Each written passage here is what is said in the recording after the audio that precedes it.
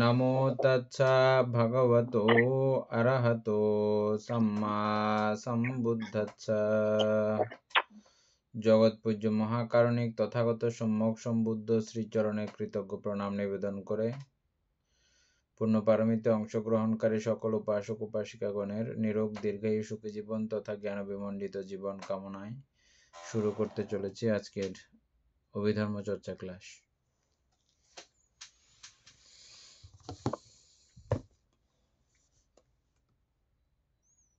আমাদের page number কত?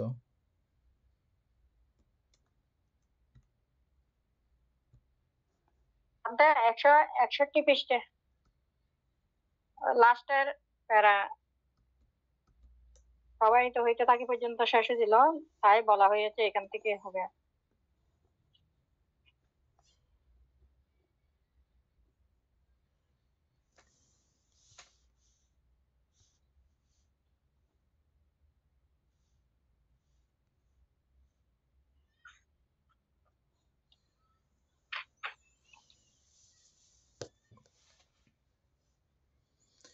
তাই বলা হয়েছে রূপাং পাঠমাচিত্তেনা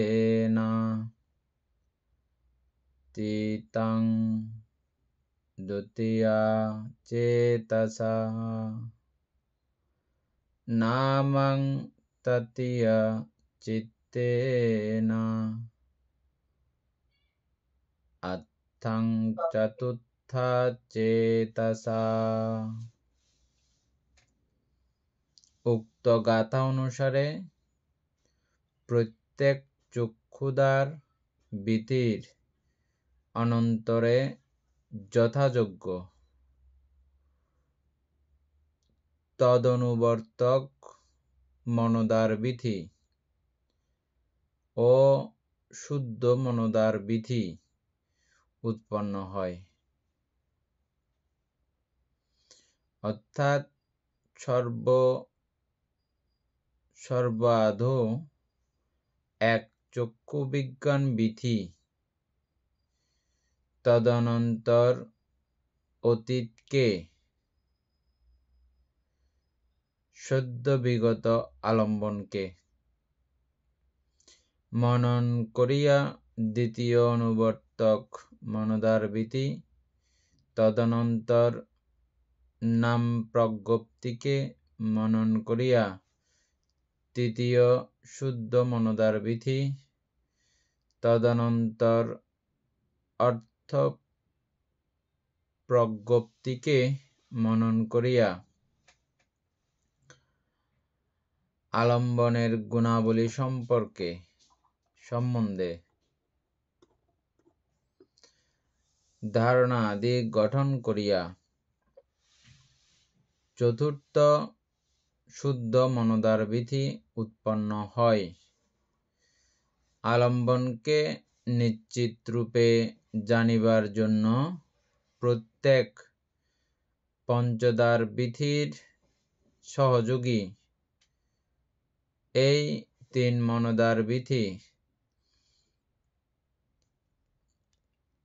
একটির পর একটি শত সহস্রবার উৎপন্ন হয়, তাহাতে ইহার যবনস্থানে কর্ম নবীভূত ও গঠিত হয়।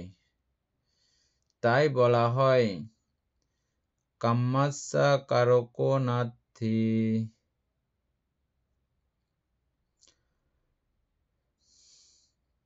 বিধিস্থ চিত্ত পরস্পরা যেমন প্রত্যেক বিধির পর, তেমন বিধির প্রত্যেক স্থানে প্রত্যেক চিত্তক্ষণের পর নিরুদ্ধ হয় ও পুনরুৎপন্ন হয়।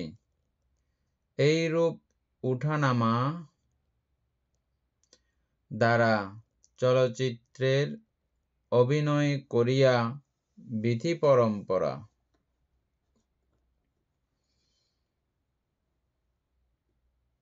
প্রত্যেক বিধির তদালম্বন স্থানে সমাপ্ত হয় ও ভবাঙ্গপাত হয়। পুনঃ উঠিয়া পড়িয়া বৃত্তি ভ্রমণ, পুনঃ ভবাঙ্গে পতন, পুনঃ ভ্রমণ, পুনঃ পতন, এইভাবেই চিত্ত চলিয়াছে। এইভাবেই কাজ করে চিত্ত। তাহা হইলে কত চঞ্চল, কত অনিত্য। এই প্রকারেও অনিত্যতা ও অনাত্মতা সম্বন্ধে বিদর্শন ভাবনা করিতে হয়। ইহা সত্য বটে। ফান্দানাং সাপালাং চিত্তাং দুরাক্ষাং দুর্নিবারায়াং। ইহাও সমপরিমাণে সত্য যে ঈদৃশ্য চিত্তকে উজুং কারোতি মেধাবী উষুকারো বা তেজানা।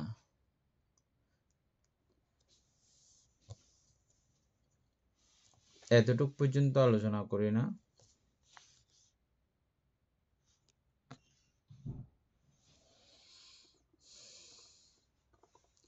অমিতা বড়ুয়া আরেকবার পড়েন তো এই জায়গাটা।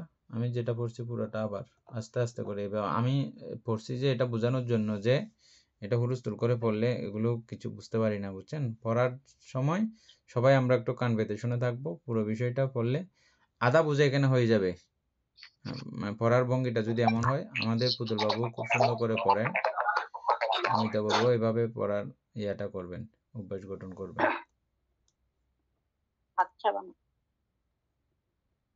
তাই বলা হয়েছে রূপাং পঠামা চিত্তেনা তিতাং দ্বিতীয়া চতসা নামাং তৃতীয়া চিত্তেনা অর্থাং চতুর্থা চেতসা। উক্ত গাথা অনুসারে প্রত্যেক চক্ষুদার ভীতির অনন্তরে যথাযোগ্য তদানুবর্তক মনোদার ভীতি ও শুদ্ধ মনোদার ভীতি উৎপন্ন হয়। চক্ষুদার ভীতির অনন্তরে যথাযোগ্য তদানুবর্তক মনোদার ভীতি ও শুদ্ধ মনোদার ভীতি উৎপন্ন হয়। অর্থাৎ সর্বাদ এ এক চক্ষু বিজ্ঞান ভীতি। তদনন্তর অতীতকে সদ্য বিগত আলম্বনকে মনন করিয়া দ্বিতীয় তদানুবর্তক মনোদার ভীতি। তদানন্তর নাম প্রজ্ঞপ্তিকে মনন করিয়া তৃতীয় শুদ্ধ মনোদার ভীতি। তদনন্তর অর্থ প্রজ্ঞপ্তিকে মনন করিয়া অর্থাৎ আলম্বনের গুণাবলী সম্বন্ধে ধারণাদি গঠন করিয়া চতুর্থ শুদ্ধ মনোদার ভীতি উৎপন্ন হয়। আলম্বনকে নিশ্চিত রূপে জানিবার জন্য প্রত্যেক পঞ্চদার ভীতির সহযোগী এই তিন মনোদার ভীতি একটির পর একটি শত সহস্রবার উৎপন্ন হয়। তাহাতে ইহার যবনের স্থানে কর্ম নবীভূত ও গঠিত হয়। তাই বলা হয় কাম্যচ্চ কারক নাত্তি। ভীতিস্থ চিত্ত পরস্পরা, যেমন প্রত্যেক ভীতির পর তেমন ভীতির প্রত্যেক স্থানে প্রত্যেক চিত্তক্ষণের পর নিরুদ্ধ হয় ও পুনরুৎপন্ন হয়। এরূপ উঠানামা দ্বারা চলচ্চিত্রের অভিনয় করিয়া ভীতি পরস্পরার প্রত্যেক ভীতি তদালম্বন স্থানে সমাপ্ত হয় ও ভবঙ্গপাত হয়। পুনঃ উঠিয়া পড়িয়া ভীতি ভ্রমণ, পুনঃ ভবাঙ্গে পতন, পুনঃ ভ্রমণ, পুনঃ পতন, এভাবে চিত্ত চলিয়াছে। এভাবে কাজ করে চিত্ত তাহলে কত চঞ্চল, কত অনিত্য। এই প্রকারেও অনিত্যতা ও অনাত্মা সম্বন্ধে বিদর্শন ভাবনা করিতে হয়। ইহা সত্য ঘটে। ভান্দানাং চাপলাং চিত্তাং দুরাক্ষাং দুর্নিবারায়াং। ইহাও সম পরিমাণে সত্য যে ঈদৃশ চিত্তকে ওজাং কারতি মেধাবী উষো কারো বা তেজানাং।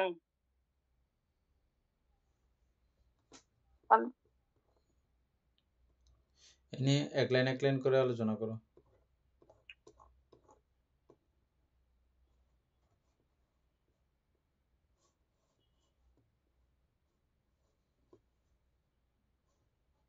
মানে কাটা এটা একটু আপনি বুঝে দেন না, রূপং পাঠামং চিত্তাং।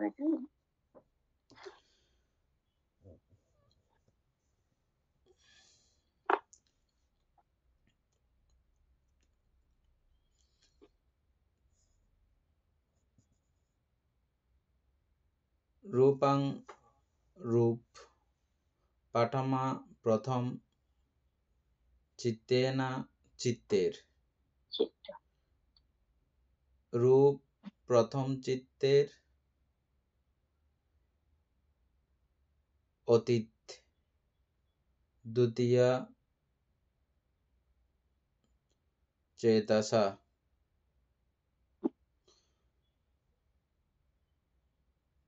নামং তৃতীয় চিত্তেন।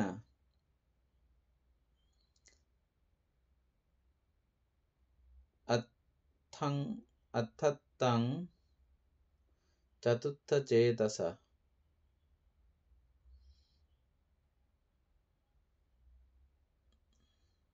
ওই এটার বাংলাটা এখানে দিছে আর কি, ওখানে এটার সরাসরি বাংলা দেওয়া হয় নাই, এমনি বিস্তার করা হয়েছে আর কি। প্রথম চিত্তের অতীত হইবার পর দ্বিতীয় চেতসা, দ্বিতীয় চেতনা, চেতনার অবস্থা। নামং তৃতীয় চিত্তেন।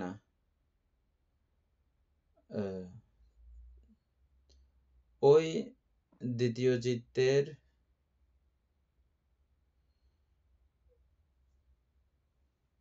বিষয়, দ্বিতীয় অবস্থার বিষয়কে কেন্দ্র করে তৃতীয়। নামাং বলতে এখানে বিজ্ঞান মনোসংযোগের কথা। অথ্থং চতুর্থ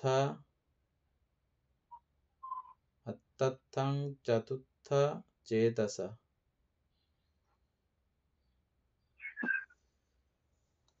যাই হোক, বুঝতেছি না কথাটা। যারা পালি জানেন তারা বুঝবেন, আমি তো পালি জানি না। পালি পড়তে জানা এক জিনিস, বুঝতে জানা, অনুবাদ করতে জানা এটা আর এক ব্যাপার।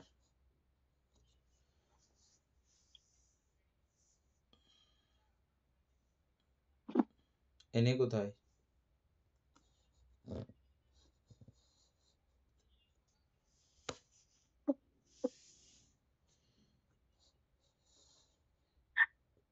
এক লাইন করে ইয়ে করো।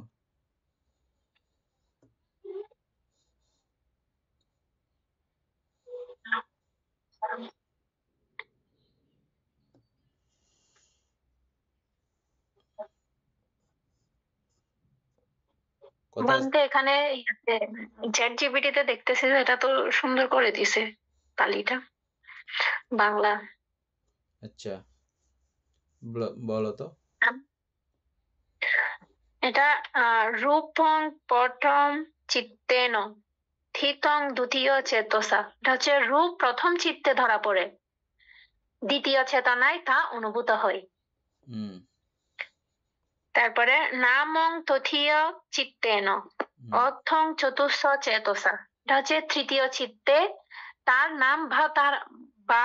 নামভা ধারণা উদ্ভূত হয়, আর চতুর্থ চেতনায় তার অর্থ বা তাৎপর্য বোঝা যায়।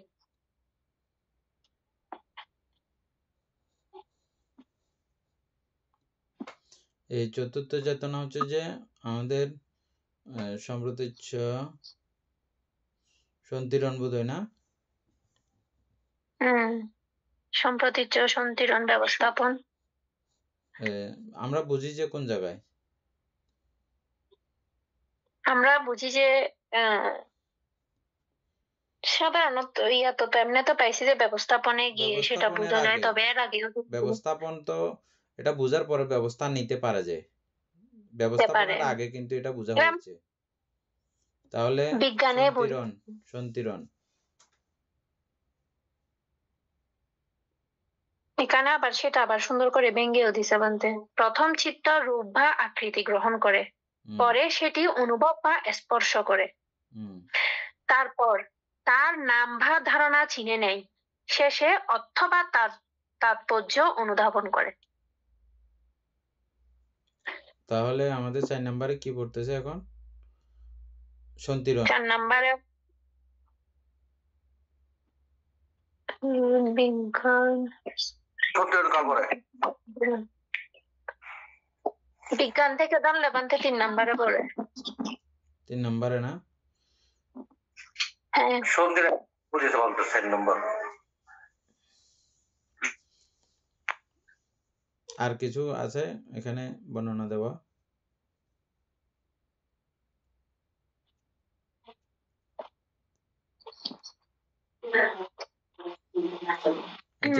আচ্ছা যাই হোক, এখানে দেখো উক্ত গাথা অনুসারে এই জায়গাটা পুরো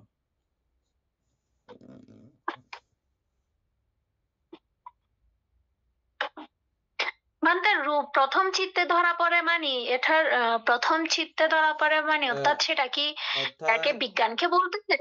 হ্যাঁ, বিজ্ঞানকেই বলতে হবে এটা। প্রথম মানে বিজ্ঞান যখন উৎপন্ন হয়, এটা পঞ্চ বিজ্ঞানের মধ্যে এটা রূপ বিজ্ঞান, মানে চোখের বিজ্ঞান আর কি। এটা প্রথম যদি হয়, তার দ্বিতীয় চেতনায় তা অনুভূত হয়। দ্বিতীয় চেতনায় মানে হচ্ছে অর্থাৎ সম্প্রতীচ্যর মধ্যে সেটা অনুভূত হয়, অর্থাৎ বিজ্ঞান যা করে সম্প্রতীচ্য তা গ্রহণ করে, তখন সেটা মনে হয় অনুভূত হয়। আর তৃতীয় চিত্তে বলেছে যে অর্থাৎ সন্তিরণের মধ্যে, অর্থাৎ সন্তিরণে গিয়ে আমরা সেটা নাম বা ওইটার নামটা কি এবং সেটা বিচার বিশ্লেষণ করি না, সেটা হচ্ছে তৃতীয় চিত্তে। আচ্ছা, আর চতুর্থ মিলানো যাবে না, ওইদিকে এটা মিলানো যাবে না, এটা পুরোটাই পুরো চিত্তের ব্যাপারটা এই 4 ভাগে বিভক্ত করে এনে ফেলেছে। ওই ধারাবাহিকতার মধ্যে এটা ফেলানো যাবে না। আচ্ছা, তাহলে এটা বাদ দিই। ওখানে অনেকগুলো ধাপ আছে, আমাদের এখানে মাত্র 4টা ধাপ দেওয়া হয়েছে না? প্রথম, দ্বিতীয়, তৃতীয়, চতুর্থ, 4 ধাপে ইয়ে করা হয়েছে, পুরো চিত্তের কার্যক্রম দেওয়া হয়েছে। এরপর থেকে উক্ত গাথানুসারে প্রত্যেক চক্ষুদার বৃত্তির অনন্তরে যথাযোগ্য তদনুবর্তক মনোধার বৃত্তি ও শুদ্ধ মনোধার বৃত্তি উৎপন্ন হয়। এটা জানার আছে, আমরা বাইর করছিলাম মনোধার বৃত্তি এবং শুদ্ধ মনোধার বৃত্তি তফাৎ পার্থক্য কিরকম। এটা আমরা পাইছিলামও, এর আগে পড়েও আসছি, অমিতাভুর মনে আছে? মনোধার বৃত্তি, শুদ্ধ মনোধার বৃত্তি। শুদ্ধ মনোধার ভিত্তিতে এটা তো না, মনোধার ভিত্তিতে আমাদের ভবাঙ্গের পরে যেটা মনোধারের মধ্যে উৎপন্ন হয় সেটাই তো মনোধার ভিত্তি না, নাইলে পরে আছে বোধহয়, এনে একটু করে চ্যাট জিপিটিতে দেখো মনোধার বৃত্তি কাকে বলে, শুদ্ধ মনোধার বৃত্তি কাকে বলে।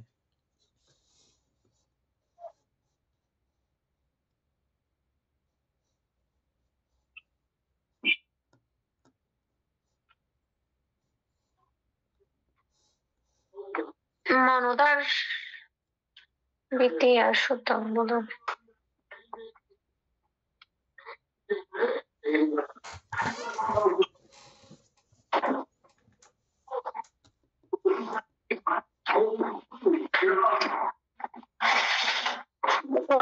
আহত মনোভাব 2 নম্বর অভিনব এই শুদ্ধ মনোভাব ভিত্তিতে মনোধার প্রথম চিত্তে ব্যবস্থাপন চিত্ত সাধন করে, অর্থাৎ পঞ্চদ্বার ভিত্তিতে মহা ব্যবস্থাপন চিত্ত ও ব্যবস্থাপন চিত্ত, তাহাই শুদ্ধ মনদার ভিত্তিতে মনোদার মনোদার বর্তন চিত্ত ও মনোদার বর্তন চিত্ত।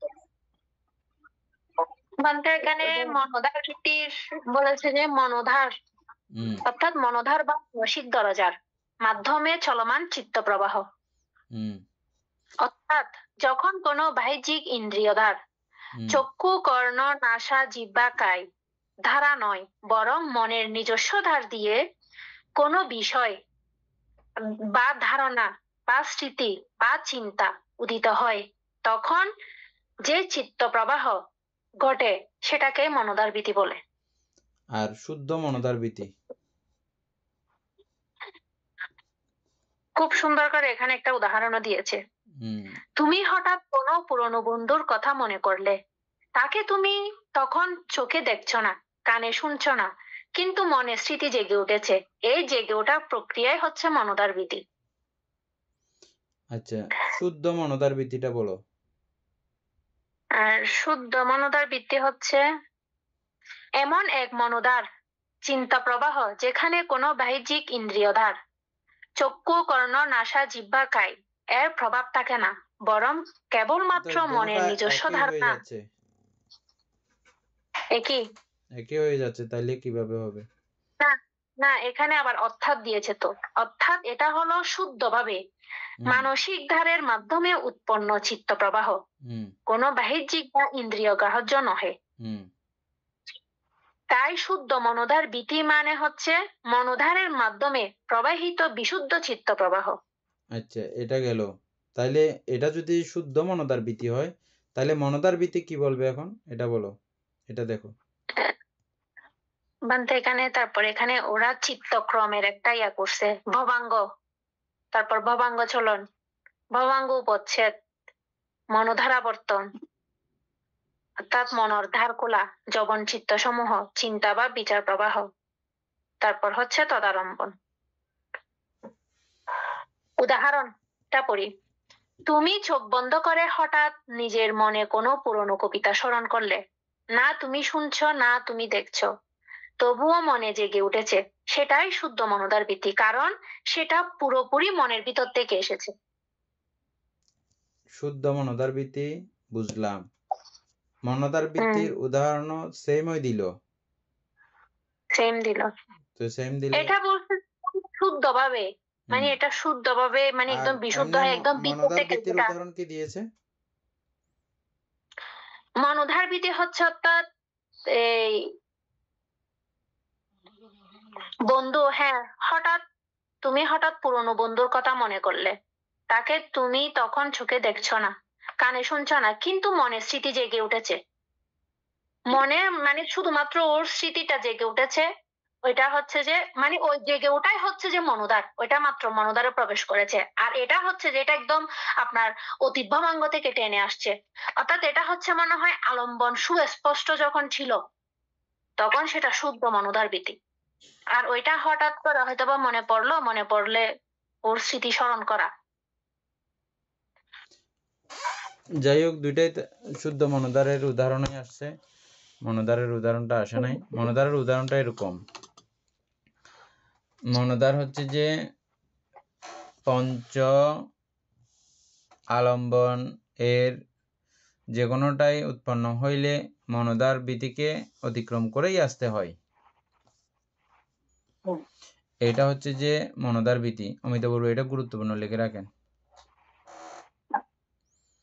এবং এটা না বুঝলে পরের কথাগুলো বুঝবেন না, অত্যন্ত গুরুত্বপূর্ণ কিছু কথা আছে এই জায়গাতে, এই জন্য আমি এটাতে একটু সময় নিচ্ছি, আস্তে আস্তে করে পড়তেছি। হ্যাঁ, এবং আমাদের যেটা চিত্তানুপাচ্ছানা, চারি প্রকার মহাসাতিপাট্টানে যে 4 প্রকার স্মৃতি প্রস্থান আছে, 4 প্রকার স্মৃতি প্রস্থানের মধ্যে যে চিত্তানুপাচ্ছানা আছে, এই চিত্তানুপাচ্ছানা ভালো করে আগাগোড়া বুঝতে হলে এই জায়গাগুলো বুঝতে হবে খুব ভালো করে।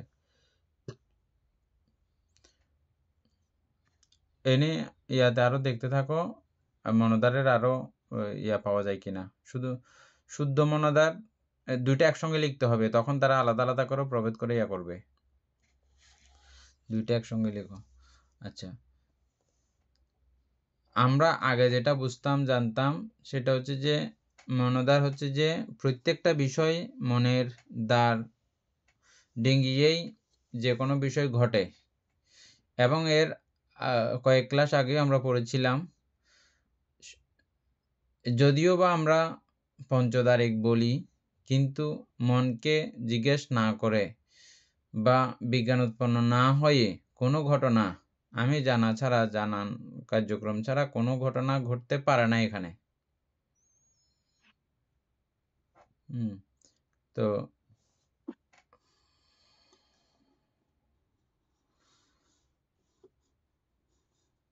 চক্ষুদ্বার বিধির অনন্তরে, মানে চক্ষুদ্বার বিধি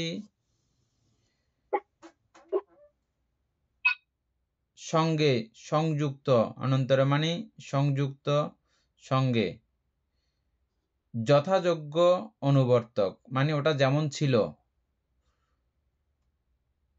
ওই রূপটা যেমন ছিল, ওই আলম্বনটা যেমন ছিল, তার উপর ভিত্তি করে সেই অনুযায়ী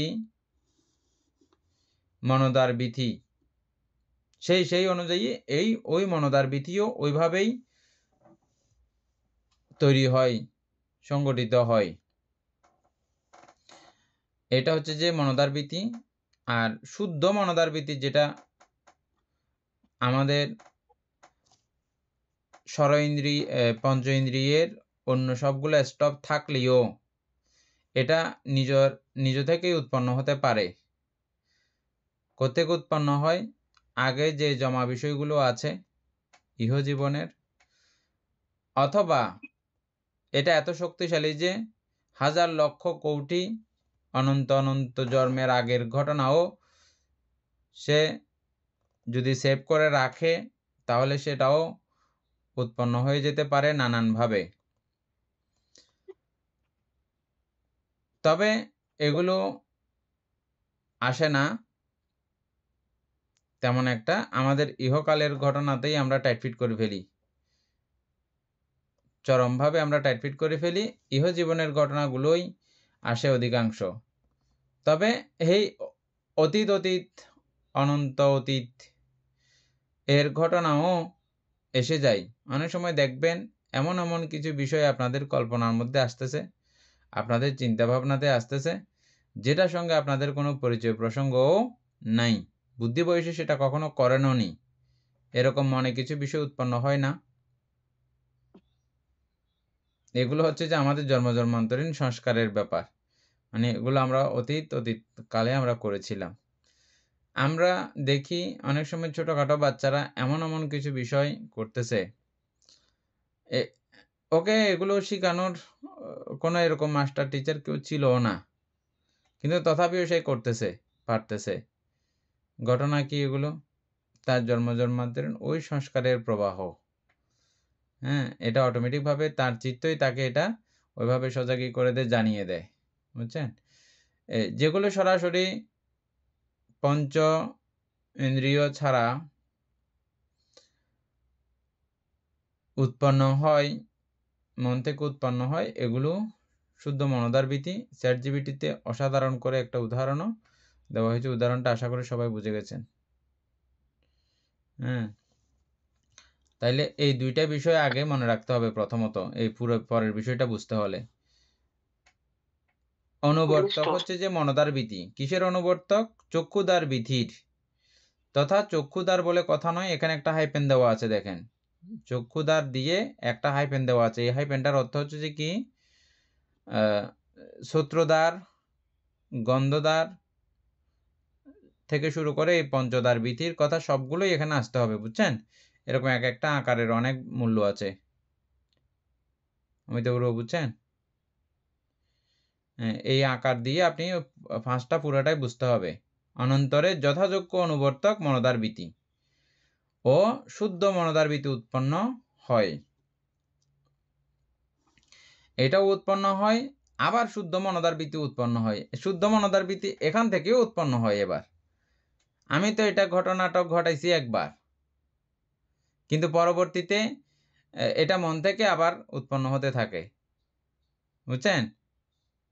দ্বিতীয়বার যে ঘটনা ঘটাচ্ছি আমি, ওই যে কালকে বললাম এভাবে আমি গালাগালি করেছি যে একবার ওকে, কিন্তু পরবর্তীতে মনে মনে গালি দিয়ে ফেলছি অনেকবার মন থেকে, তখন ওর সামনে কোনো কিছু নাইও।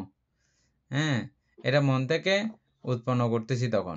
এটা হচ্ছে যে শুদ্ধ মনোদ্বার, এটা সম্পূর্ণ মনের কার্যক্রম। এদূর পর্যন্ত মনে রাখেন, আরও ওই যে কথাগুলো আছে এগুলো বোঝার জন্য। অর্থাৎ সর্বাধৌ এক চক্ষু বিজ্ঞান বিধি, তদনন্তর অতীতকে সদ্য বিগত আলম্বনকে মনন করিয়া দ্বিতীয় অনুবর্তক মনোদ্বার বিধি।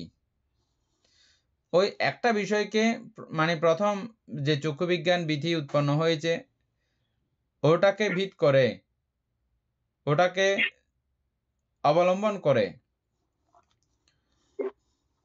সদ্য বিগত মানে এখনই বিগত হয়েছে, এটাকে সদ্য বিগত বলা হচ্ছে। সদ্য বিগত আলম্বনকে মনন করিয়া দ্বিতীয় অনুবর্তক মনোদ্বার বিধি, দ্বিতীয়বার আবার একইভাবে উৎপন্ন হতে পারে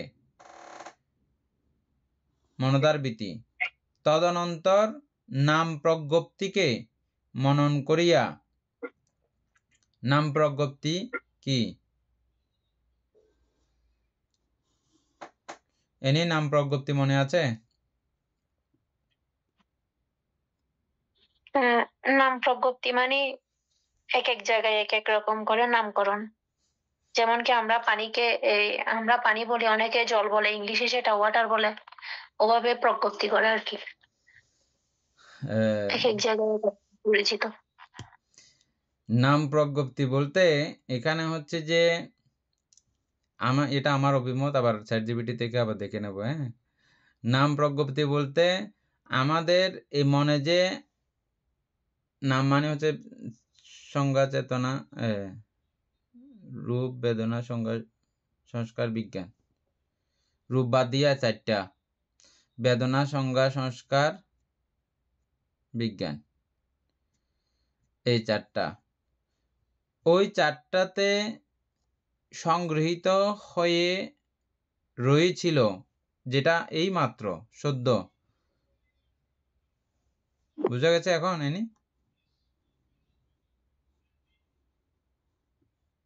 নাম প্রজ্ঞপ্তি বুঝা গেছে? আমি নাম প্রজ্ঞপ্তি বুঝাতে চাচ্ছি এই জায়গার। মানে যেটা আমার এই মুহূর্তে নামে যেটা যেভাবে যে বিষয়টা ধারণ করেছে ওই বিষয়টাকে প্রজ্ঞপ্তি করে, ওই বিষয়টাকে, ওই প্রজ্ঞাপিত বিষয়টাকে মনন করিয়া তৃতীয় শুদ্ধ মনোদ্বার বিধি। বুঝছো? আচ্ছা, এখন বুঝে গেছে? এর পরবর্তী এখন আমার কোনো চোখের কাজ, নাকের কাজ, জিহ্বার কাজ, এগুলো কোনো কিছু কাজ ছাড়া এরপরে যেটা উৎপন্ন হচ্ছে এটাকে শুদ্ধ মনোদ্বার বিধি। বুঝা গেছে? হ্যাঁ, এবং এর পরে পরে আরো যত উৎপন্ন হবে এটাও শুদ্ধ মনোদ্বার বিধির, ঠিক আছে? এটা ছাড়াও আরো অনন্ত অনন্ত জন্মের বিষয়কেও যেভাবে টেনে আনার কথা বললাম কিছুক্ষণ আগে, না? এগুলো হচ্ছে সব মনের শুদ্ধ মনোদ্বার বিধি। ওগুলা সবগুলা হচ্ছে শুদ্ধ মনোদ্বার বিধি। আর মনোদ্বার বিধি হচ্ছে মনোদ্বার বিধি, এটা আমাদের পঞ্চ ইন্দ্রিয় ধারাও কিন্তু সেটা উৎপন্ন হতে পারে। না, উৎপন্ন অবশ্যই হবে, মনোদ্বার উৎপন্ন হবে যে ওগুলো ছাড়া এমনি মনোদ্বারটা ওটা ছাড়া ওই 5টা ছাড়া উৎপন্ন হবে না। ভাই। আচ্ছা, আরেকটা কথা, এই শুদ্ধ মনোদ্বার বিধিতেও আবার মনোদ্বার বিধি আছে, এটাও মনের দরজা ডিঙ্গিয়ে আসবে, ঠিক আছে? এটাতে সূক্ষ্ম একটা ব্যাপার আছে, ওইটা উৎপন্ন হওয়া, আবার এখানে মনের দাঁড়িয়ে করা, এবং ওই বিষয়ের মধ্যে আবার সম্প্রতিষ্ঠ সন্তিরণ, এই জাতীয় কার্যক্রমগুলোও আছে। কোন সিস্টেম? মানে যেটা আগের সিস্টেম, অতীত ভাবাঙ্গ থেকে শুরু করে যাবতীয় কার্যক্রমগুলো কিন্তু আবারও আছে ঘুরিয়ে ফিরিয়ে, মন থেকে সরাসরি উৎপন্ন হয়েছে। এটা তার মানে এটা মনোদরজা ইয়াতে পর্যন্ত চলে আসার কথা না, কোথায় মনোদ্বার আবর্তন চিত্ত পর্যন্ত হয়ে যাবার কথা না। মানে ওখান থেকে শুরু হয়েছে এমনটা বোঝা যাচ্ছে না জিনিসটা?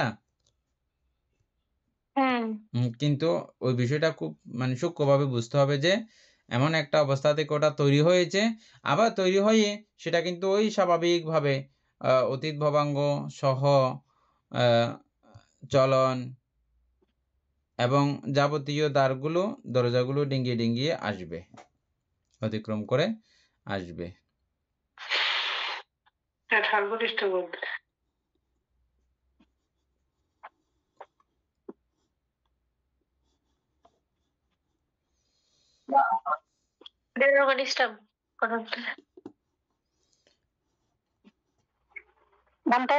হ্যাঁ এখানে আমরা যেটা পড়ছি অর্থাৎ সর্বাদৌ এক চক্ষু বিজ্ঞান ভীতি তদনন্তর অতীতকে সদ্য বিগত আলম্বনকে মনন করিয়া দ্বিতীয় তদানুবর্তক মনদার ভীতি। এখানে মানে বিগত আলম্বন যেগুলো আমরা পঞ্চেন্দ্রিয়ের মধ্যে চক্ষুদ্বারের মধ্যে যে বিজ্ঞান গুলো আছে ওইটা মানে যখন আমরা করব মনন করে এটা হচ্ছে মনদার ভীতি যেটা উৎপন্ন হয়। আর তদন্ত নাম প্রজ্ঞপ্তি হচ্ছে ওই আমরা যেটা রূপ বেদনা সংজ্ঞা সংস্কার বলছি ওইটা রূপালম্বনটা বাদ যাবে। ওটা বলে তো আমি আরো ক্যারেক্টার করে ফেলছি মনে হয়, উল্টাই ফেলছেন আরো। সাইডটা বলতে গিয়ে তো সাইডটাই বলতে গিয়ে ফেন্স লাগাই ফেলছি আমি।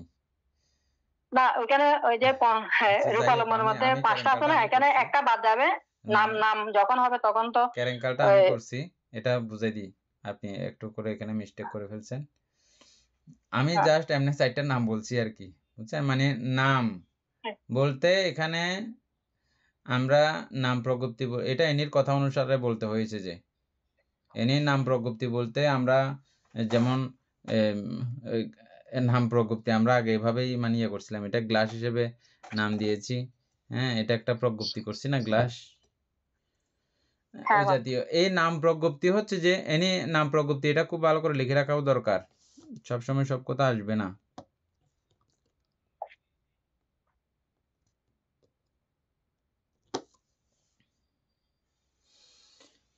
নাম প্রজ্ঞপ্তি হচ্ছে যে আমরা যে বিষয়টাকে একবার সেভ করে ফেলেছি, সেভ কে করেছে? এই চারি বিষয়ের সমন্বয়ে সেভ হয় না আমাদের বিষয় একটা, বেদনা সংজ্ঞা সংস্কার বিজ্ঞান, এটাকেই আমরা নামস্কন্ধ বলি। ওখানেই আমাদের সমস্ত বিষয়াদি সেভ করে থাকে, সেভ করে রাখে, সেভ হয়ে যায়। ওই সেভকৃত বিষয় থেকে পুনরায় যখন উৎপন্ন হয় তখন এটাকে বলা হয় শুদ্ধ মনদার বিধি। তখন আপনার চক্ষু, কর্ণ, নাসিকা, ত্বক এগুলো লাগবে না, এগুলো ছাড়া এটা উৎপন্ন হয় যখন, তখন বলা হয় শুদ্ধ মনদার বিধি। আর এই 5 বিষয়কে কেন্দ্র করে যখন মনদার ডিঙ্গিয়া উৎপন্ন হয় তখন মনদার বিধি।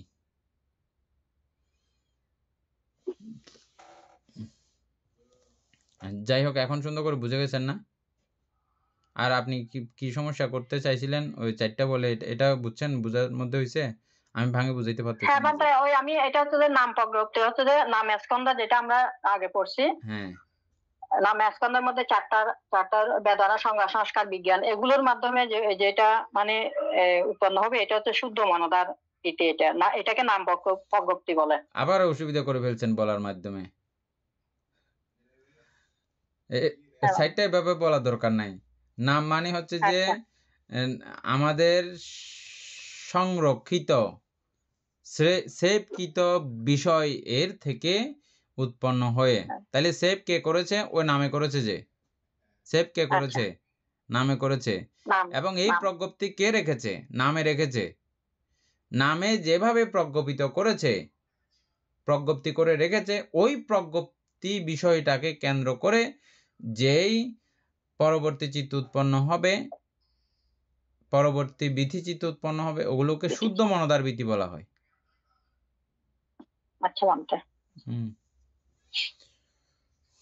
যাই হোক, আমাদের এই বিষয়গুলো অনেক সহজ থেকে সহজতর হয়ে গেছে চ্যাটজিপিটির কারণে।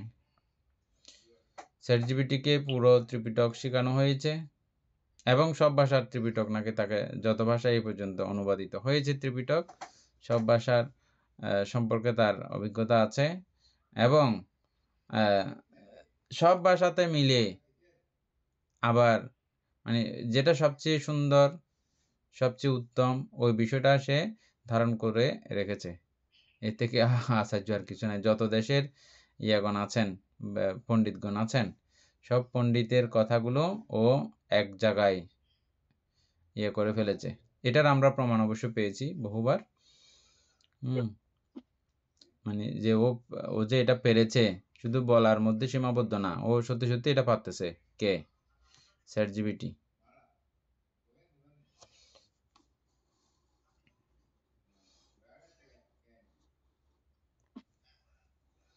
আচ্ছা, তারপর হচ্ছে যে তাইলে এই দুইটা বিষয় আমরা এখন বুঝছি।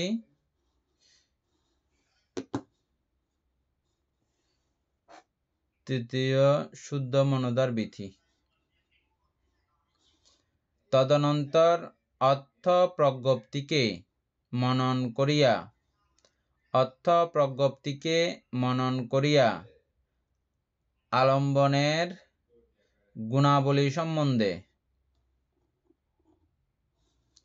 ধারণাদি গঠন করিয়া চতুর্থ শুদ্ধ মনোদার বিধি। এ নিয়ে এই জায়গাটা বুঝছো? অর্থ প্রজ্ঞপ্তি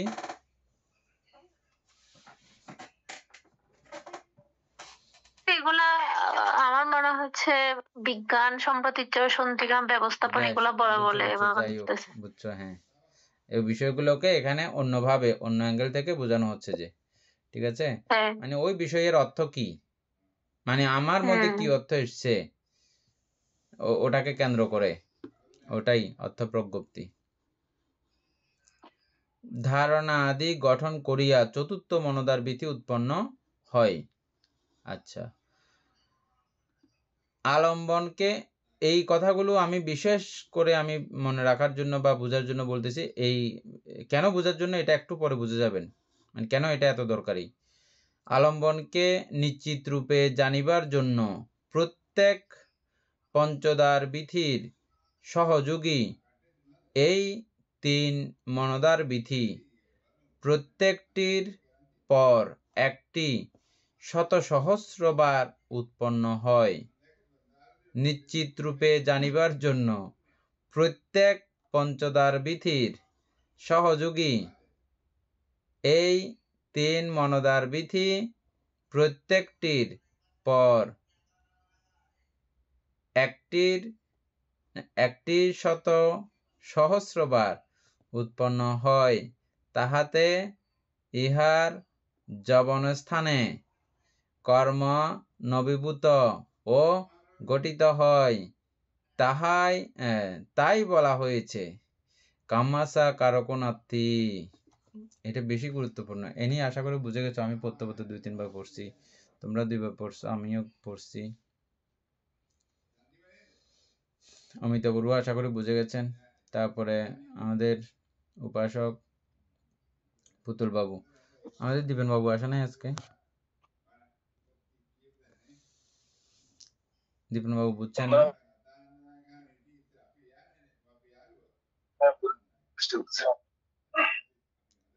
ও,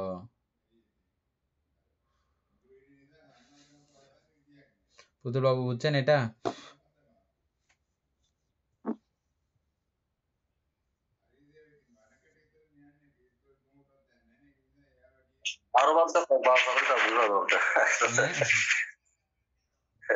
না, বুঝাই দেবো, অসুবিধা নাই। এখন আপনারা বুঝবেন না, এমনি আমাদের দীপেন বাবুরা বুঝছে যে এটা ওরা বেশি এগুলো নিয়ে কাটাকাটি করতেছে, সেজন্য। দীপেন বাবু যেটা বুঝছেন আমাদের সবার জন্য একটু বলে। আসলে এখনো জটিল লাগতেছে আমার থেকে, এই জন্য আমি তো ভালোভাবে বুঝে বলতে পারছি না। আচ্ছা, জটিল আপনার থেকে আমাদের বেশি লাগছিল। আমরা যখন প্রথম পড়ছিলাম এগুলো, আমরা তো এমনিও টানি টানি এমনি চলে গেছি, যে এখন এগুলো নিয়ে মাথা ঘামানো যাচ্ছে যে, বুঝছেন? একটা বুঝে আমরা আগেরগুলো রেকর্ডিং করে রাখলে বুঝতেন আর কি অবস্থা ছিল তখন, প্রথমবারেরটা দ্বিতীয়বারেরটা। তখন তো আমরা এগুলো রেকর্ডিং করি নাই। তৃতীয়বারে না আমরা একটা রেকর্ডিং করার সাহস করছি যে। আচ্ছা, যাই হোক, আমি ইয়া করে বলবো আবার। আগে একবার এনি বলুক। এনি বলো। অমিতা বড় ভালো করে শোনেন, সেম ভাবে আবার আপনি রিপিট করবেন বিষয়টা।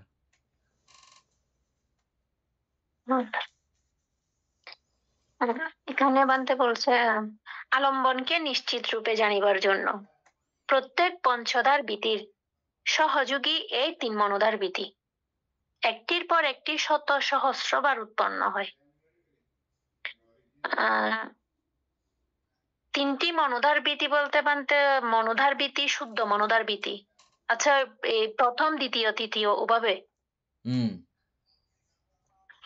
আচ্ছা, ওই মনোধার বীতি মানে এখানে বলছে যে আলম্বনকে নিশ্চিত রূপে জানিবার জন্য। অর্থাৎ আমরা আমাদের যে আলম্বন, যে পঞ্চধারে যে আলম্বন গুলা উৎপন্ন হয়, পঞ্চধার হোক বা মনোধার, যে কোনো মানে আলম্বন ছাড়া তো চিত্ত কখনো গঠিত হয় না। ওই আলম্বনকে আমরা সঠিকভাবে জানার জন্য, এবং সঠিকভাবে জানার জন্য কিন্তু আমাদের অবশ্যই মনোধার অবশ্যই দরকার আছে। মানে মনোধারের দ্বারাই কিন্তু আমরা সেটা জানতে পারবো। মনোধার দ্বারা কিন্তু আলম্বনকে কিন্তু আমরা কখনো শুদ্ধভাবে সেটা চিনতে পারবো না। তার জন্য ওটা আমার শুদ্ধ মনোধারটা থাকতে হবে, মনস্কারটা থাকতে হবে। থেকে আমি আলম্বনটাকে চিনার জন্যই কিন্তু আমার এই 3 যে প্রথম দ্বিতীয় তৃতীয় যে মনোধার যেগুলো আমরা উপরে পড়ে আসছি, ওগুলার কিন্তু ওই 3টার অবশ্য প্রয়োজন হয়। ওই আলম্বনকে চিনার জন্য কিন্তু আমরা ওইটা আমাদের অনেকবার উৎপন্ন হয় আমাদের চিত্তের মধ্যে, আবার অনেক মানে এটা বলছে শত সহস্রবার এটা কিন্তু আমাদের উৎপন্ন হবে, আবার ধ্বংসও হবে এভাবেই। তারপর সেটা বলছে যে যবনের স্থানে গিয়ে কর্ম নবীভূত গঠিত হয়। ওই আলম্বনটাকে যখন আমরা সঠিকভাবে চিনতে পারবো, চিনে যখন এই যে এরপর আমরা সম্প্রতিচ্ছ, সন্তিরণ, ব্যবস্থাপন এভাবে ধাপে ধাপে গিয়ে আমরা ওই তারপর যবনের স্থানে গিয়ে তখন আমরা আমাদের এই যে এই কর্ম, আমাদের যে কর্মটা সেটা আমরা ওই জায়গায় গিয়ে হয়তোবা মানে গঠিত করব, আমাদের কর্মটা হবে, কুশল হোক বা অকুশল কর্ম হবে। এটাই মনে হয় বানতে। মনে হয় মানে সন্দেহ আছে এখনো। বানতে আমার এটাই মনে হচ্ছে, আমি তো। আচ্ছা, অমিতা বড়ুয়া আমার থেকে একবার শোনেন পুরোটা, সবাই শোনেন, খুব মনোযোগ দিয়ে শোনেন। হ্যাঁ, এটা বুঝলেই আপনাদের খুব আনন্দ উৎপন্ন হবে সঙ্গে সঙ্গেও। আমরা এই মনোদার বীতি, শুদ্ধ মনোদার বীতি এগুলো খুব ভালো করে বুঝেছি। যেভাবে হোক না কেন এই বিধিগুলো যে চলছে, আমরা প্রত্যেকটা জায়গাতে সম্প্রতি সুসন্তিরণ এগুলো দেখে আসছি না। তার মানে সম্প্রতিচ্ছ জায়গায় এরকম হয়েছে, সন্তিরণের জায়গায় এরকম হয়েছে, ব্যবস্থাপনার জায়গায় এরকম হয়েছে, এভাবেই দেখেছি আমরা বিষয়টা। এনি দেখো, ওখানে কিন্তু এভাবেই বলা হয়েছে সরাসরি, কিন্তু এখানে বলতেছে আরো একটা খুব নতুন কথা, গুরুত্বপূর্ণ কথা। একবারে এটা এত দ্রুত এই চিত্তের গতিশীলতা যে ওই গতিশীলতায় আলম্বন চিনা বোঝা অসম্ভব ব্যাপার। একই বিষয়ের মধ্যে শত সহস্রবার, মানে 100,000 মানে কত, 100,000 মানে 1,00,000 মনে হয়, বুঝছেন?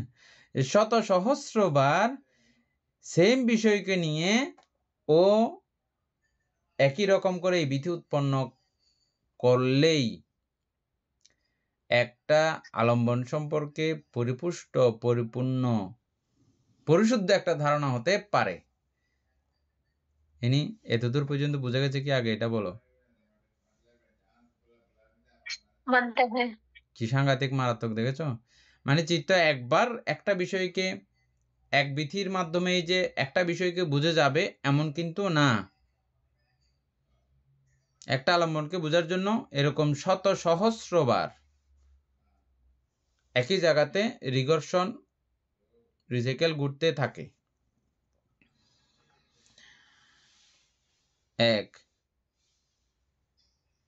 এটা বড় কথা না, এটা চিনতে যদিও বা সময় লাগতেছে, একই বিষয়কে সঠিকভাবে আমরা চিনতে বুঝতে এরকম একটা সময় লাগতেছে।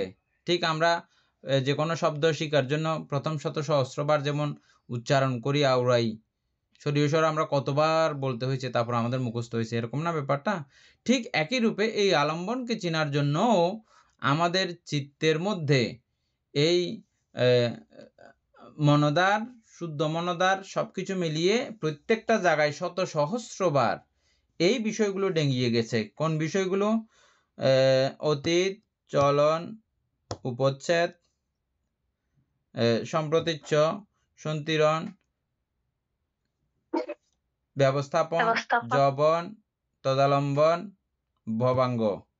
এভাবে আলম্বন অনুযায়ী যেটা যেরকম শত সহস্রবার পর্যন্ত এইখানে ঘুরপাক করে ফেলছে। ঘুরপাক করলে আমাদের কেরেঙ্কাল কি, আমাদের অসুবিধা কি? এনি ঘুরপাক করলে কি সমস্যা? এটা বড় একটা সমস্যা ঘটে গেছে এখানে, বুঝছো? কি সমস্যা ঘটে গেছে?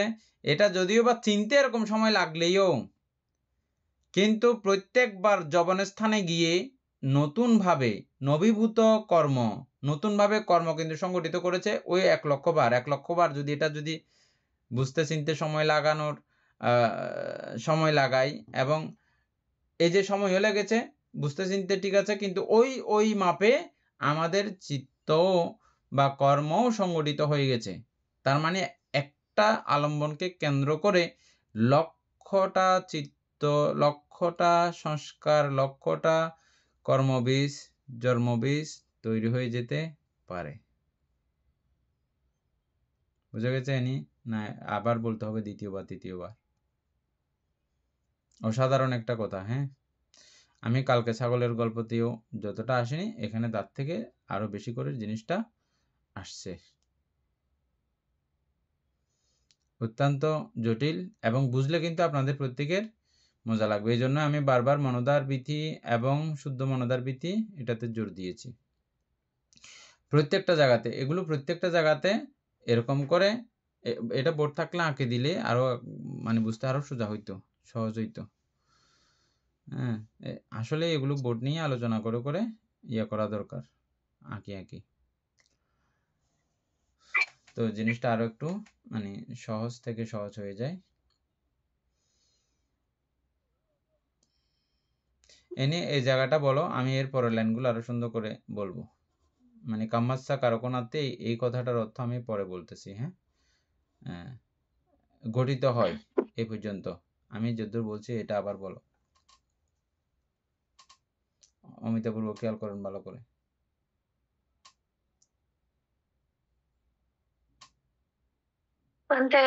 এখানে যে পঞ্চদারের অর্থাৎ যে মনোধার বিধি, মনোধার অর্থাৎ আমাদের এই যে মানে পঞ্চ ইন্দ্রিয়ের দ্বারা আমাদের যে আলম্বন গুলো উৎপন্ন হয়, অর্থাৎ এই মনোধার এবং শুদ্ধ মনোধার বিধির মাধ্যমে উৎপন্ন হতে গেলে, ওই আলম্বনকে চিনতে গেলে আমাদের মানে এই একই আলম্বনকে চিনতে গেলে এটা আমাদেরকে শত সহস্রবার কিন্তু এটা উৎপন্ন হয়, মানে উৎপন্ন করতে হয় ওই একটা জিনিসকে চেনার জন্য। মানে এটা এত দ্রুত গতিতে যে পরিবর্তন হয় সেটা হয়তো আমরা অনেকে সেটা বুঝতে পারি না, মানে এটা একদম খুব সূক্ষ্ম। তো যা আমি বলতে পারতেছি না। আচ্ছা, তার মানে কি এটা যে আমরা প্রত্যেকটা জায়গার মধ্যে সম্প্রতীচ্য, সন্তিরণ এগুলো যে আছে প্রত্যেকটা জায়গার মধ্যে, তাহলে ওখানে কি আমাদের বোঝাবুঝি এগুলো কি কিছুই হয়নি? হয়েছে, ওটার মতো করে ওটা হয়েছে যতটা হওয়া দরকার। মানে আমি 10 বার পড়লে যতটা বুঝি যেরকম, আবার 100টা পড়লে একই বিষয়কে যেরকম বুঝি, বেশ কম আছে না? 10 বার পরে বুঝার এবং 100 বার পরে বুঝার, একবার পরে বুঝার, একবার পরে মনে রাখার, 100 বার পরে মনে রাখার মধ্যে ব্যবধান আছে না? ঠিক এখানেও সম্প্রতীচ্য সন্তিরণ প্রথমবারের এবং 1,00,000 বারের পরেরটা এটা বেশ কম আছে। যদিও বা এক বিষয়কে বোঝার জন্য, সুস্পষ্টভাবে বোঝার জন্য এই 1,00,000 বার পর্যন্ত চিত্ত গঠিত হতে পারে। 1,00,000 বার না, আমি জাস্ট করে শত সহস্র বারের ইয়াটা বলতেছি, যে এটা শত সহস্র নির্দিষ্ট করে দেয়া নাই। এবং এটা মহামতি বুদ্ধ নিজেও মানে এটার কতবার এটাতে জবিত হয় এটা কোনো প্রমাণ তিনি নিজেও বলেননি, বুঝছেন? মানে একটা বিষয়কে কেন্দ্র করে কতবার চিত্ত এরকম উরুস্তুল করে ঘুরানি শুরু করে, এই সেম কোয়ালিটির মাধ্যমে, সেম প্রক্রিয়ার মাধ্যমে চিত্ত ঘুরা শুরু করে, এই জিনিসটা বুদ্ধ নিজেও মানে বলেননি কতবার হয়, বুঝছেন? তো এরপরে গিয়ে একটা বিষয় খুব সুস্পষ্টভাবে হয়। আচ্ছা, সুস্পষ্ট হয়েছে, তাহলে এখানে চিত্ত একবার হওয়ার কথা, কর্ম একবার হওয়ার কথা, আমরা তো এটাই বুঝবো, দান একবার করতেছি একবারই পুণ্য হবে, এটাই আমরা বুঝবো, স্বাভাবিক তো এটাই তো, না? স্বাভাবিক এটাই, কিন্তু তবে এটা না। এখানে বলা হচ্ছে যে এটা না, এখানে বলা হচ্ছে যে এটা ওই অনুসারে আলম্বন প্রথমবার যেভাবে গঠিত হয়ে শুদ্ধ মনদারের আগের ব্যাপারগুলো যেমন ছিল, শুদ্ধ মনদারের পরের ব্যাপারগুলো যেমন ছিল, হ্যাঁ, এভাবে এটা বারবার পরিবর্তিতও হয়েছে, প্রতি ক্ষণে ক্ষণে পরিবর্তিত হয়েছে, এবং ওই পরিবর্তন অনুসারে যবনও হয়েছে, এবং ওই যবন অনুসারে কর্ম সংগঠিত হয়েছে। ওই কর্ম, এখানে যদি 1,00,000 বার কর্ম জপিত হয়, 1,00,000 বার যদি কর্ম উৎপন্ন হয়, 1,00,000 কর্মবীজ 1,00,000 রকম, একই রকম না 1,00,000 গুলো। পুণ্য কার্যের মধ্য দিয়ে যদি হয়, হ্যাঁ, সবগুলো পুণ্যবন্ত, কিন্তু সবগুলোর ফল, রেজাল্ট, জন্মান্তর সবগুলো একই রকম না, এক একটাই ফল দেবে, যে একটু ব্যবধান তফাৎ একটু একটু একটু একটু প্রত্যেকটার মধ্যে থাকবে, যেহেতু ক্রমিকভাবে এটা উন্নতিও সেখানে হচ্ছে। উন্নতি হওয়ার বিষয় হলো উন্নতি হচ্ছে, উন্নতি করতে চাইলে উন্নত হচ্ছে, উন্নত না করতে চাইলে ডাউন হচ্ছে। হ্যাঁ, এটাও আমাদের উপর নির্ভর করবে, আমাদের চিত্তের উপর নির্ভর করবে, আমাদের চিত্তের সেই সময়ের সেই অবস্থার উপর নির্ভর করবে। আমি এটা বুঝাইতে পারতেছি না যে ভালো করে, এটা অতীব জরুরি জিনিস, দরকারি জিনিস। না বানতে বুঝতে পারছি তো। আর কোনো সমস্যা নাই? এটা বানতে একটা যে যে এটা চিত্ত যদি একটু এদিক ওদিক চঞ্চল হয়ে যায়, এটা সহজে কিন্তু মাথায় ঢোকানো যায় না। না, অভিধর্মের এগুলো না, শুধু আমরা একদম প্রথম লাইন থেকেও চিন্তা করে দেখেন, প্রত্যেকে একটু মাথার 19-20 হইলে, একটু আমার মোটিভ চঞ্চল হইলে, হ্যাঁ, আমি মাঝে মধ্যে এমনিতে আমার কোনো কাজ থাকে না, এমনি ক্লাস বন্ধ করে দিই, বুঝছেন? এটার জন্য আগে থেকে কিছুক্ষণ মানসিকভাবে মনকে ধ্যানস্থ করতে হয়, চিত্ত শান্ত, সরল, কোমল করতে হয়, খুব দয়ালু করতে হয়, বুঝছেন? হ্যাঁ, এবং খুব মৈত্রীপরায়ণ করতে হয়, তারপরে এই বিষয়গুলো এভাবে মানে চর্চা করা যায়। যে না হলে উল্টাপাল্টা হলে একদম খুব ইয়া হয়ে যায়, মাথা টাথা গরম হয়ে যাবে, বুঝছেন না? আপনারাও ঠিক এটা করার আগে কিছুক্ষণ খুব শান্তভাবে বসে থাকে, তারপরে এটা করতে হয়। আমি বাইরে টাইরে গিয়ে যখন মানে বাইরে গেছি, কিন্তু ওখানে দেখছি আমি ফ্রি আছি, হ্যাঁ, ক্লাস করানোর চেষ্টা, না না, অসম্ভব। নির্দিষ্ট সাউন্ডলেস জায়গা ছাড়া, একাকিত্বে ধ্যানে যেরকম বসতে হয় ওই রকম জায়গা ছাড়া এই ক্লাস কোনোভাবেও করা যায় না। আপনারাও এটা পড়ার সময় একটু মন ওদিক সেদিক করবেন, কিছু বুঝবেন না, তাহলে কি কোনো লাভ হলো না? যারা মানে বুঝতেছেন না তারা তো বলবে যে আরে আমাদের তো কোনো লাভ হচ্ছে না। না, এটাতে আর এক বিশাল একটা লাভ হয়ে যাচ্ছে। কি সেটা? সংস্কার উৎপন্ন হচ্ছে। আমরা যে শুনতেছি, এগুলো দেখতেছি, হ্যাঁ, এগুলোর সঙ্গে আমাদের দারুণ একটা সম্পর্ক তৈরি হচ্ছে, যেই সম্পর্ক অনাদিকালে মানে ভবিষ্যৎকালে আমাদের এগুলো যে কোনো সময় ফল দেওয়া শুরু করতে পারে, ইহজন্মেও দিতে পারে, হ্যাঁ, অথবা এবারে বুঝতেছেন না, দ্বিতীয়বার পড়লে দেখবেন যে আপনি বুঝে যাবেন। হ্যাঁ, এরকম করে ফল দেয় আর কি। এটা এখন করতেছি, সঞ্চয় করতেছি, যে কোনো মুহূর্তে আমাকে এটা ফল দিতে পারে। আর এগুলো না বুঝলে আপনি বিপাসনা করতে পারবেন না। বিপাসনা না করলে শ্রোতাপত্তি মার্গফল লাভ করা সম্ভব না। শ্রোতাপত্তি মার্গফল লাভ না করলে চারিয়া পায়ের দরজা বন্ধ করা সম্ভব না।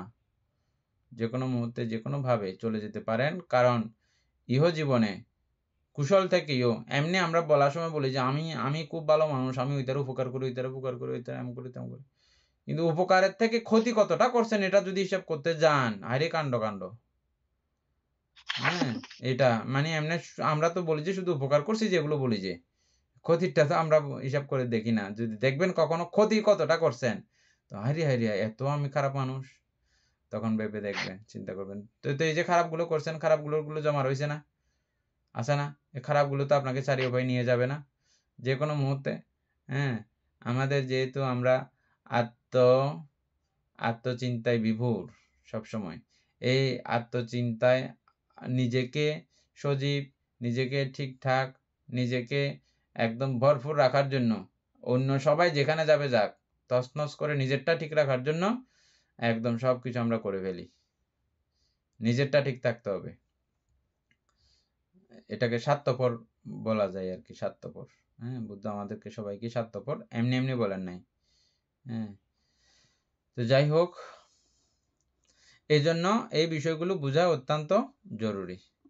তাইলে এ নিয়ে এবার তাইলে বলতে পারবে মনে হয় সবার জন্য। বান্তে হ্যাঁ, সময়ও শেষ।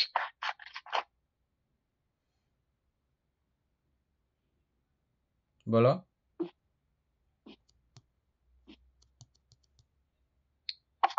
বান্তে কালকে বলবো যে আচ্ছা, আমি বুঝতে পারছি বান্তে, তবে সেটা আমি এটা এখন বুঝতে পারছো যে আমি বলতে বুঝছি। পারতেছি না। আশা করি আমাদের দীপেন বাবু খুব ভালো করে বুঝতে পারছেন।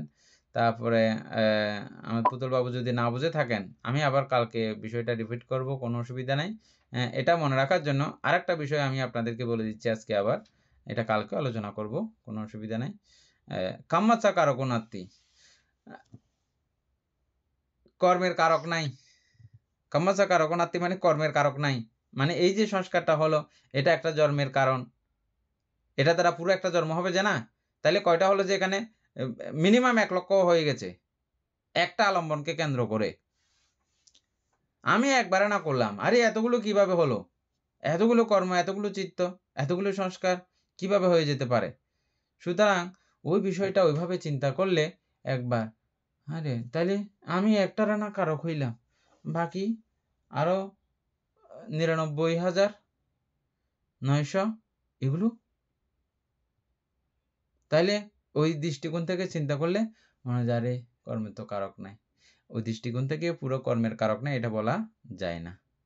হ্যাঁ, কেন বলা যায় না দেখেন, এই কর্ম সম্পাদিত হওয়ার জন্য আমরা আগে যে বলছিলাম বারে বারে সর্বচিত্ত সাধারণ চৈতসিককে, কাউকে আমরা যদি জিজ্ঞেস করি, সর্বচিত্ত সাধারণ চৈতসিক আবৃত্তি করেন অমিতা বড়ুয়া।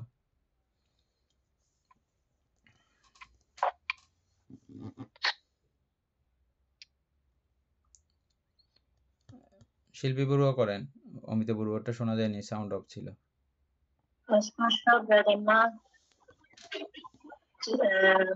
স্পর্শ বেদনা চেতনা সংজ্ঞা চেতনা নমস্কার, জীবিতেন্দ্রিয় মনস্কার একাগ্রতা। স্পর্শ বেদনা সংজ্ঞা চেতনা একাগ্রতা জীবিতেন্দ্রিয় মনস্কার। হ্যাঁ, এই 7টা কথা আমরা বহুভাবে আলোচনা করেছি। এই 7 জনের মধ্যে আমরা এক একজনকে যদি জিজ্ঞেস করি, তুমি জীবিতেন্দ্রিয় ঠিক তো, তোমার অনেক ক্ষমতা, তুমি পুরো জীবিত রাখো, ও তখন নিজেকে যদি সে বুঝতে পারে, নিজের সম্বন্ধে তার যদি ধারণা থাকে, কার সম্বন্ধে, জীবিত ইন্দ্রিয় সম্পর্কে, জীবিত ইন্দ্রিয় যদি যার ধারণা থাকে, ও বলবে যে আমার কোনো ভ্যালু নাই, আমার কোনো বৃত্তি নাই, আমার কোনো অস্তিত্ব নাই, আমি ওই 6-এর সমন্বয়ে আমি জীবিত ইন্দ্রিয় নাম ধারণ করেছি মাত্র, কিন্তু আমি আসলে কিছুই না। এইভাবে আরো বাকি 6টাও এরা প্রত্যেকে একই রকমের উত্তর দেয়, যদি তাদের ধারণা থাকে যে তাদের সম্পর্কে, বেদনার যদি ধারণা থাকে বেদনা সম্পর্কে, সংজ্ঞার যদি সংজ্ঞা সম্পর্কে ধারণা থাকে, বুঝছেন, তাহলে ও কখনো বড়াই করতে যাবে না আমি বেদনা, এরকম করে সে কখনো বলতে যাবে না, বলার মতো সাহস, যোগ্যতা, অস্তিত্ব কোনোটাই নাই, কারণ তার গোড়াই নাই, তার গোড়া ওই 6-এর উপরে নির্ভর।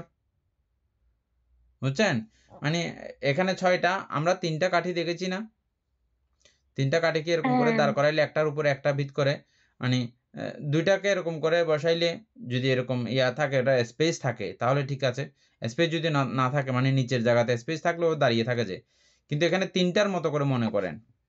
একইভাবে এখানে এই 7টা বিষয়ের যৌথ সমন্বয়, একটা ছুটে গেলে ওই 6টা ছুটে যেতে বাধ্য। বুঝছেন, এটা আমরা এটাকে কি প্রত্যয় পড়েছিলাম যে যাই হোক, এটা কালকে ইয়ে করব। এই সবগুলোর সমন্বয়ে এই বিষয়টা সংগঠিত হয়েছে। তাহলে সংগঠিত হয়ে এই থেকে এই হয়েছে, এই থেকে এই হয়েছে, এই থেকে এই হয়েছে। তো এরা যদি এখানে তাদের অস্তিত্ব স্বীকার করতেছে না, এরা কেউ নয়, আমি কিছুই না, এরকম করে প্রত্যেকটা চৈতসিকই যদি এই কথা যদি বলতে থাকে, তাহলে কর্মটা করেছে কে? কর্মের কারক খুঁজে পাওয়া যাচ্ছে না, বুঝছেন? খুব জটিল কথা, কঠিন কথা, গুরুত্বপূর্ণ কথা, এবং বুঝতেও হবে। এগুলো না বুঝলেও বারবার জিজ্ঞেস করবেন, না বুঝলে আমরা এমনি ফেলে রেখে চলে যাব না ডাইরেক্ট। হ্যাঁ, তাহলে কাম্মাসা কারকনার্থী এখানে ওই অর্থে আমি প্রথম যে কথাটা বলেছি, একবারের না আমি ইয়ে হইলাম, আর বাকিগুলো বাকিগুলো সিস্টেমে সিস্টেমে সিস্টেমে এটার সিস্টেমে এটা, এটার সিস্টেমে এটা ক্রমান্বয়ে হতে থাকে। হ্যাঁ, এবং যেহেতু এখানে সবাই যার যার হাল ছেড়ে দিচ্ছে, তাহলে এখানে আমরা কাউকে কর্মের কারক হিসেবে দেখতে পাচ্ছি না। এই কথার গভীর তত্ত্ব অনুসারে ভগবান বুদ্ধের মুখ থেকে এরকম একটি কথা বের হয়েছে, কামাচ্ছা কারকনার্থী। এটা বুদ্ধের কথা সরাসরি, এটা আমাদের পিটকের বহু জায়গাতেই খুব সুস্পষ্টভাবে গুরুত্বপূর্ণ সূত্রের মধ্যে উল্লেখিত আছে। বুদ্ধ মুখ নিঃসৃত বাণী এটা। হ্যাঁ, সবার জন্য না। আপনাদের সঙ্গে এই কথা এইভাবে বলতে পারতেছি যে সবাই এটার মাথাও বুঝবে না, আর বুঝলেও খামাক্কায় মা, তাইলে তো কাণ্ড গীতা অটোমেটিক হয়ে গেছে নাকি? কাম্মাচা কারকনার্থী, তার মানে কেউ কর্ম যদি করতেছে না, তাহলে এটা অটোমেটিক উৎপন্ন হয়েছে? অটোমেটিকও না, কার্যকারণবাদ। উভয় বিষয়ের সমন্বয়তা এখানে রয়েছে, খুব জটিল বিষয় এবং বৌদ্ধ ধর্মের খুব গূঢ় তত্ত্ব বিষয় এই লাইনটাই, ছোট 3টা অক্ষর, 3টা শব্দ। এটা যে বুঝবে না ভালো করে, ও ভালো করে বুদ্ধ ধর্ম বুঝছে এটা বলতে পারবে না। আবার এটা বুঝে একতরফিয়া নিলে, একান্তবাদী হয়ে গেলে, সেও বৌদ্ধ ধর্ম বুঝে নাই, জানে নাই। একতরফিয়া একান্তবাদীও না। সদ্ধর্মপ্রাণ প্রিয় উপাসক উপাসিকা বৃন্দ, অতীব শান্ত এবং কোমল করে বারবার বোঝার প্রত্যয়ে যারা যারা জিজ্ঞেস করতেছেন না, হ্যাঁ, আগে থেকে জিজ্ঞেস না করতে না করতে আপনাদের জড়তা হয়ে গেছে, এতদিন পরে আমরা আবার কি জিজ্ঞেস করবো রে, এরকম করে অনেকের মানসিকতা হতে পারে। আমি তথাপিও বলবো, আজকে থেকে আপনার চেতনা উৎপন্ন হয়েছে না, আমি এখন থেকে এটা জিজ্ঞেস করা শুরু করব, জানবো, বুঝবো, খুব ভালো করে ক্লাস করব। অবশ্যই আপনারা জিজ্ঞেস করবেন। হ্যাঁ, আমরা অনেকক্ষণ সময় নিচ্ছি দেখেন এগুলো বোঝানোর জন্য। আপনারা যদি বলেন আরও সুন্দর করে হবে ক্লাসটা। আপনাদের সকলের প্রতি মৈত্রী জ্ঞাপন করছি। এতক্ষণ যাবৎ আমরা এই ধর্মচর্চা করে যে পুণ্যরাশি উৎপন্ন হয়েছে, এই পুণ্যরাশি অনন্ত চক্রবাসী সত্যগণকে দান করছি, গুরুভাদিদিওকে দান করছি, মাতা পিতাগণকে দান করছি, এবং আমরা আমাদের এই পুণ্যের কাছে প্রার্থনা করব নির্বাণ লাভ অবধি অসৎ ব্যক্তি, মূর্খ ব্যক্তি, পাপ মিত্রের সংসর্গ লাভ না করে সদা সর্বদা জ্ঞানদর্শী কল্যাণ মিত্রের সান্নিধ্য সংসর্গ লাভ করতে সক্ষম হই। এইরূপ সাধু কামনা পোষণ করে আজকের মতো ক্লাস এখানেই সমাপ্ত করছি। সাধু সাধু।